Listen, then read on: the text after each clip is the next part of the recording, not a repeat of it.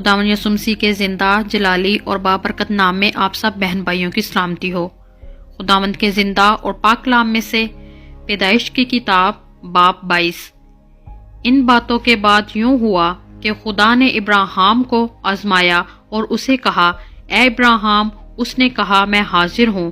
تب اس نے کہا کہ تو اپنے بیٹے اسحاق کو جو تیرا اکلوتا ہے اور جسے تو پیار کرتا ہے ساتھ لے اور موریا کے ملک میں جا، اور وہاں اسے پہاڑوں میں سے ایک پہاڑ پر جو میں تجھے بتاؤں گا سوختنی قربانی کے طور پر چڑھا۔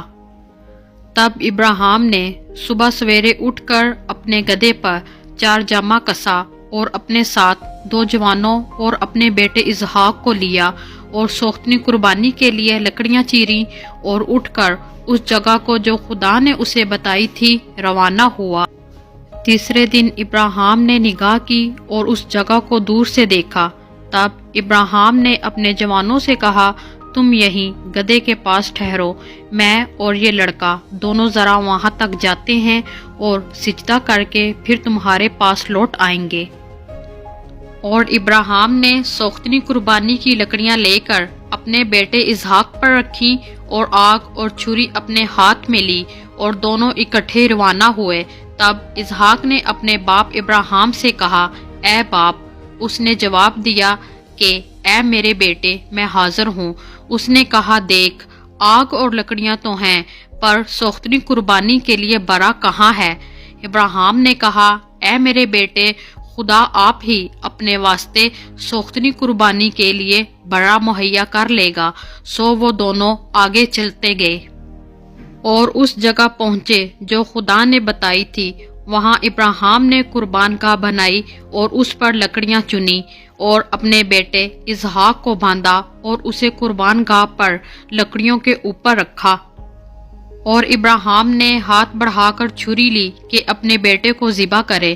تب خداوند کے فرشتہ نے اسے آسمان سے پکارا کہ اے ابراہیم، اے ابراہیم۔ اس نے کہا، میں حاضر ہوں۔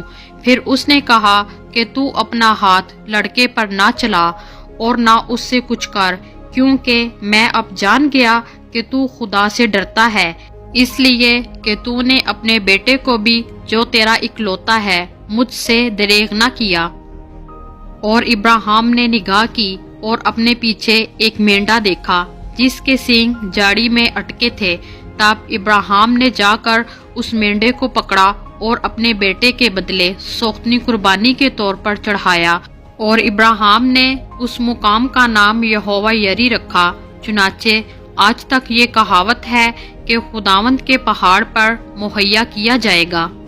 اور خداوند کے فرشتہ نے آسمان سے دوبارہ ابراہیم کو پکارا اور کہا کہ خداوند فرماتا ہے، چونکہ تو نے یہ کام کیا کہ اپنے بیٹے کو بھی جو تیرا اکلوتا ہے دریغ نہ رکھا، اس لیے میں نے بھی اپنی ذات کی قسم کھائی ہے کہ میں تجھے برکت پر برکت دوں گا اور تیری نسل کو بڑھاتے بڑھاتے آسمان کے تاروں اور سمندر کے کنارے کی ریت کی مانند کر دوں گا، اور تیری اولاد اپنے دشمنوں کے پھاٹک کی مالک ہوگی، اور تیری نسل کے وسیلے سے زمین کی سب قومیں برکت پائیں گی، کیونکہ تو نے میری بات مانی۔